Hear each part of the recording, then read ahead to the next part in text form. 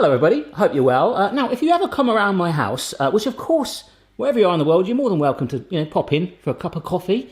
You're more than likely, well in fact you are 100% likely, to be served instant coffee, because that's what we have here. We don't tend to sort of go any more than that. We're just pretty basic when it comes to our coffee. Little teaspoon of instant, this is the freeze-dried stuff. We'll get our boiling water.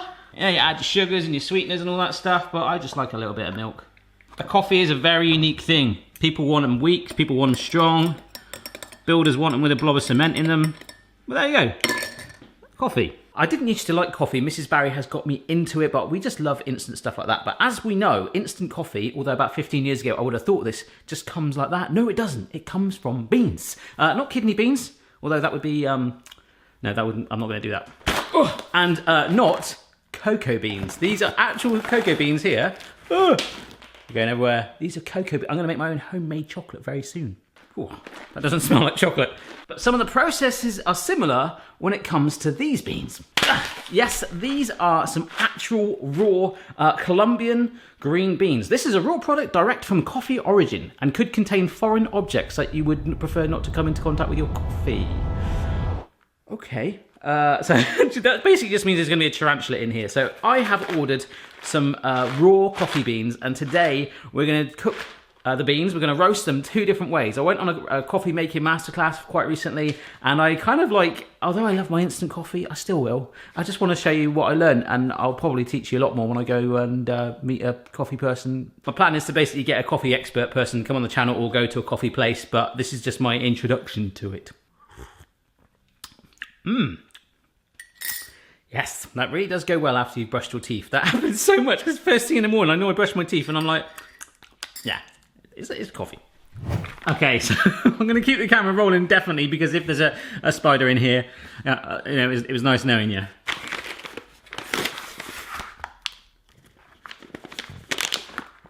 Ugh. Oh my gosh, that just smells like a bag of peas.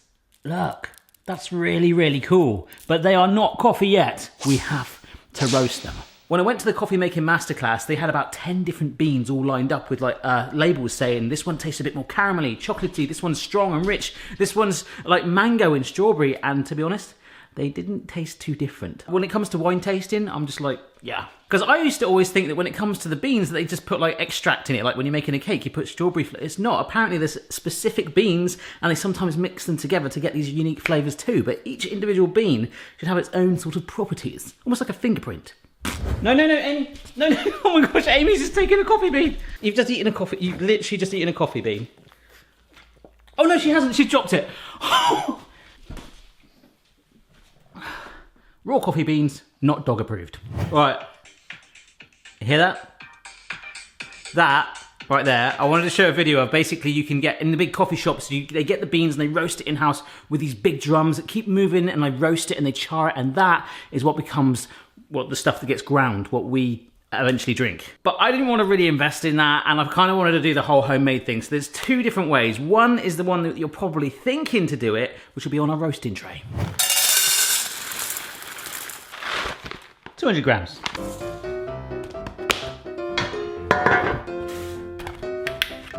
Yeah, who's that cheeky chap?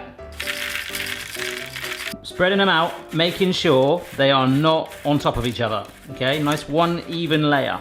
Okay, so we are gonna get the oven hot. It's gonna go to 210C fan, which is actually 230C or about 450F. Basically on a scale of ovens, you get low, medium, high. It's kind of medium high, it's pretty hot. Oh, but if you think that is hot, wait until you see our second method. That oven's preheating for them to go in there. Just as a forewarning, I think it could get a bit smoky in here, because what's gonna happen, you've heard of the phrase separating the wheat from the chaff. The beans, when we roast them, they're going to get darkened in colour. That's what we want, but it's going to roast off, I think he called it chaff actually, like almost like the skin, like a papery, blistery thing.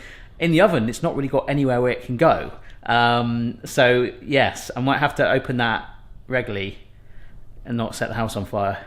Alright then folks, so this oven is preheated. It's very hot indeed. I really wanted to start this second method, but I think what I'll do is keep my eye on this. I really don't want any of the chaff to hit the heating element. So I'm going for the full 20 minutes in there. Every 5 minutes, so 4 times in total hopefully, I'm going to take it out and give it a little mix around.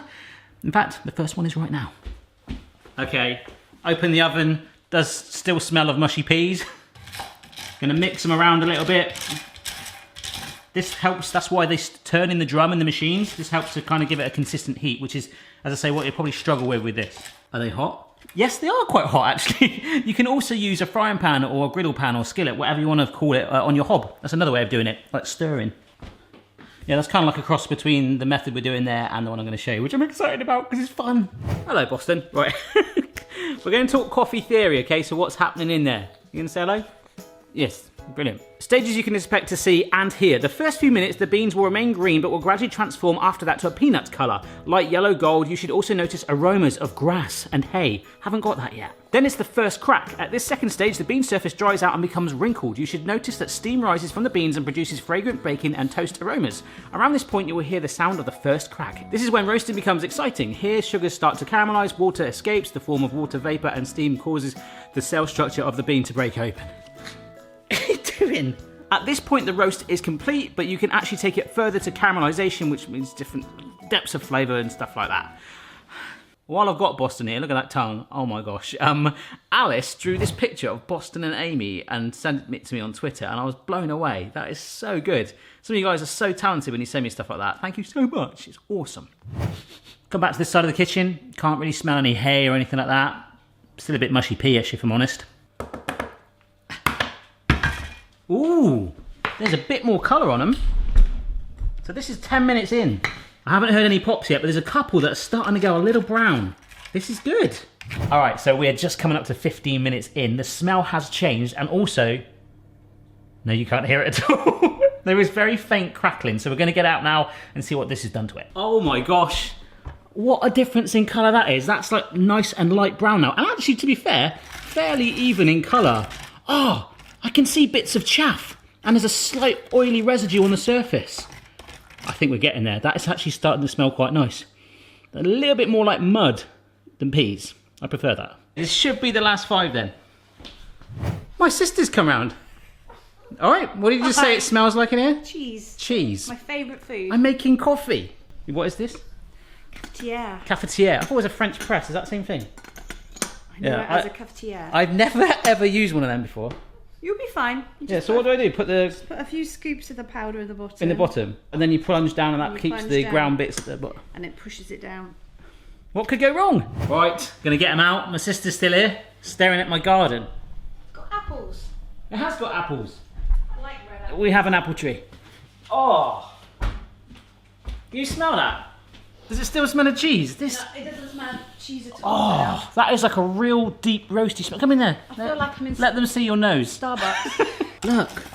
And you see, as I brush it away, there is the chaff that I was talking about. And there's a good way to get rid of that, but I'm going to let it cool down a teeny weeny bit. Wow.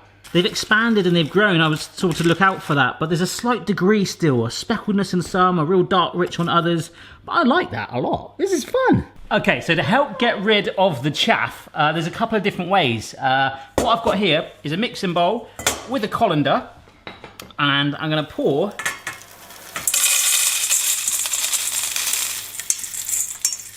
the beans in there. Wow, look at all that chaff residue. Look at that. But that and that alone is not enough. So that's where with a colander,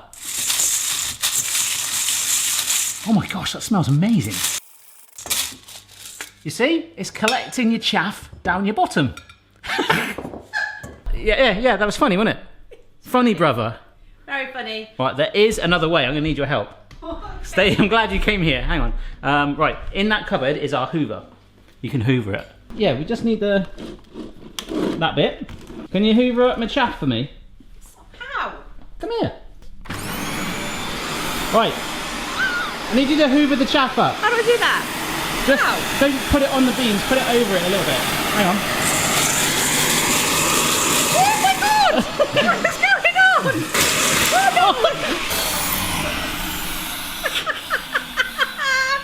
You're not supposed to suck up the beans. You didn't really give me any instruction, did you really? Well, it worked. It started well. We got some chaff up. Yeah, that's fine. Wow. Oh my gosh, that actually feels really nice. Like one of these like bean bags that you put in the microwave. Have a feel. Yeah. That's nice, but when isn't you it? have a bad back. Yeah. Yeah, wheat bag. Have a smell. It's Does a it wheat smell bag. of cheese? No, Really smell anything. A bit of coffee. There's a little aroma, a slight aroma of coffee. Right, done. As you know, I was expecting the oven to get smoky. That didn't really happen, so I think some of my chaff just got perished by the heat of the oven, which is really, really cool. Someone suggested on Twitter that when I'm roasting, I do a roast. So you need to insult me, or I need to insult you. Me? Don't worry. That's just really addictive just to keep mixing it. But you can see a clear colour variation in that, where the heat wasn't distributed as evenly as it could. So what we're doing now is letting them cool down, and ideally, that means you, if you're doing this, I really hope you are, I hope I'm inspiring you in some way, in my novice-esque way, you leave these overnight just to oxidise. Yes. Apparently if you leave it longer than that, that can make the flavour more intense for things like espresso and things like that. But if you keep this just like the green beans, these ones, in an airtight container, they'll hold for up to 6 months. Enough of that. Earlier, I went to the shop and acquired this.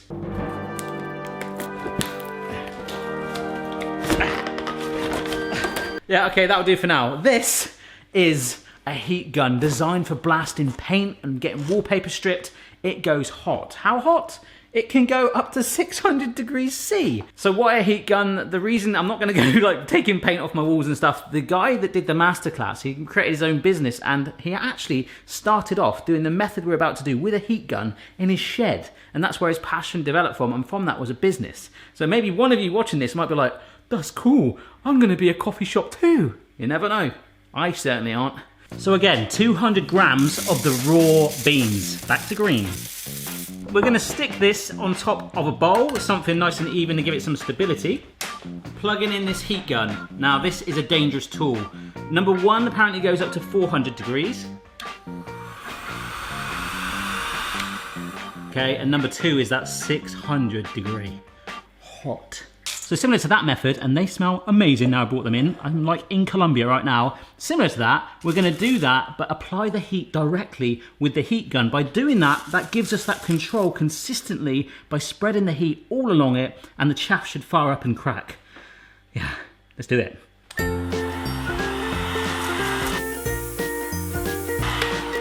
This feels old school, but also like funky and modern. I like it. This is very hot, so I'm being super careful. Serious voice. Oh my gosh, it's happening already. That's only been 2 minutes. I need to be so careful. This is super hot. But the chaff is coming up. So it's kind of acting as the Hoover as well, isn't it? Like a hairdryer of heatness that's pushing out the chaff and cooking it. I don't really want to touch the bowl because it's going to be red hot, but look at all that chaff on the side. I'm just going to keep doing this, and we should get a crack in a minute and I start to see a change of colour. Yeah, about 10 minutes in now, and you can start to see the difference. It is going from a green to a sort of pale brown. So we're basically replicating the drum of those big old coffee machines in our sieve. You hear the cracking? Oh, there you go. Yay, cracking. See, what I like about that method is you really, really do get that control. You can just keep mixing like that. I've pushed the darkness a little more. I've got to say, I'm over the moon with the results on that one. I'm just gonna pan out a little bit to show you the difference between that, and can you see the colours on those? Much more consistent down there, but I've got to let them cool. It smells so good in here. And of course the blowing action of the heat gun meant we don't need to do the mixy thing here because it instead is scattered all over my worktop. As I say, ideally leave the beans overnight, but I'm going to crack on. This is a coffee grinder that I've had upstairs for about 2 years, and it finally has its purpose. Very simple, very noisy. Going to grind the beans up through there, and the best thing about it all, look, got a little coffee drawer. So hopefully our ground coffee beans will go in there. I think out of the two, the smell, the consistency of colour, I'm going to go for the heat gun ones, okay? So I assume I just grab a spoonful. They've gone into the slot, awesome. I don't know what the capacity is. Oh, and I do have a wet and dry grinder, a much more sophisticated version of this for the chocolate video, but I haven't really looked at that yet. Here we go. Ooh! Oh, that suddenly doesn't look so dainty, does it? It's quite aggressive. Ooh. It's just really bumpy. It's like a 4x4 on a load of rocks. Okay. Oh! I got coffee powder in there. Not very much. I guess you could bash it with a rolling pin or something. Anyhow, I'm going to carry on doing that. Okay, that got a little bit easier with less beans in there, but I don't know. Let's have a look. Here we go. Oh, yes. I'm Colombian. I'm Carlos Valderrama. Oh my God, that's amazing. Smell it. Smell that. You smell? Wow. Can't exactly remember why he did this, but this was kind of how it looked when it was all lined up with the different flavours. It was to kind of test the flavour.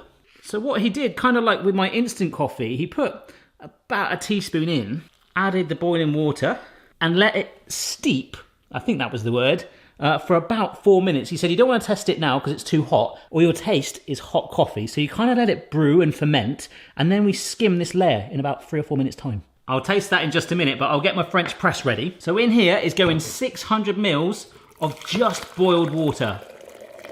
And apparently for every 200 mils, you want to add a tablespoon of the coffee, which is probably just about as much as I've got here. In fact, yes, that is, that will do. And we leave that to stand for a few minutes too. Can you see that? Some of the coffee has come to the top there. So we can lift and scoop that off as well. That was kind of like what we did. I don't know. I wouldn't mind the bits of texture on it, but that's what we did. Right, so I'm putting that on, so that should like ferment and stuff. And what he had us doing when we first turned up, all these people I've never met in my life in the middle of a coffee shop, he scooped down like this with like a tablespoon, and you sort of lean over it apparently, little smell, and then that was a noise. We were all like going leaning next to these strangers I've never met. One guy was from Germany, one from Spain, other YouTubers. It was quite cool. And it's like, can you smell that? Can you taste the aromas? And all I'm getting from that is coffee. It's nice, it's good, it's rich, but again, it's like, it's nice. And when I came back from the course with Mrs. Barry, when we had like our instant coffee the next morning, I started going like that, and she's like, what are you doing? I was like, yes, it's instant coffee granules, yes, freeze-dried. I have never done this before. Part of me feels like it's just gonna go. It's had its minutes now, we're pushing down. I can see the coffee granules going to the bottom, and it's not gone any more than that. Okay, why is that? Maybe that's going to just stay in place. Did I just make coffee? So all being well, if I've done this right, this should be a nice, smooth... I can't see a single grain in there. Look at that. Now I really, really, really want to add milk to that, but it'll kind of defeat the point of doing this, I think. Mrs. Barry loves her coffee, so I'll get her to try some, and also let me know what she smells when she first walks in here. I'm expecting Starbucks. Oh, God, that is rich. That is the expensive stuff. When I get the chance to have a coffee like that, I will. But for me, my instant will still be the thing that I crave and love, but it has its purpose. I hope you found this video as fun, as useful as I did. There's so much more, and I will get a coffee expert to come on the channel in the future and tell us a bit more. But I just wanted to show you the basics that I learned because I found it really interesting. All the beans you can get online from the internet, you can get them from all over the world. So get crazy, start mixing them up, and if you try it, send me a picture. I'd love to see it. I'd love to see a picture of your coffees. All right, let's see what Mrs. B thinks. Bye. Check your level, player. No matter what your style, the kitchen's for me. Simon's moustache, goatee, maybe all three. Hello, Mrs. B. Hello. This looks very posh. It is, isn't it? Look, this is what they started as. And then I roasted them. Oh, what? And then you grind them and it comes out there? Yeah. Do you want to have a go? Spin the handle. It's a little bit rough. Spin the handle. Spin the handle. Mary Poppins style. Other way. That way? Other way. Oh, wow. This is exciting. Does it taste like proper coffee? What do you mean does it taste like proper coffee? It's coffee. It's a coffee bean. These are coffee beans. Well, this is still warm. I hope So- so. Here we go. That's a heat gun. Heat gun. Mm. Oh, nice. It's really rich, isn't it? Am I going to say I taste... Oh yeah, what can you taste? Can you taste the I taste fruity notes? The fruits... I don't know. I taste the forest. Taste the forest, there we go. I say something like that. All right. I like it. Yeah, cool. Good job. Thanks, mate. Coffee, done.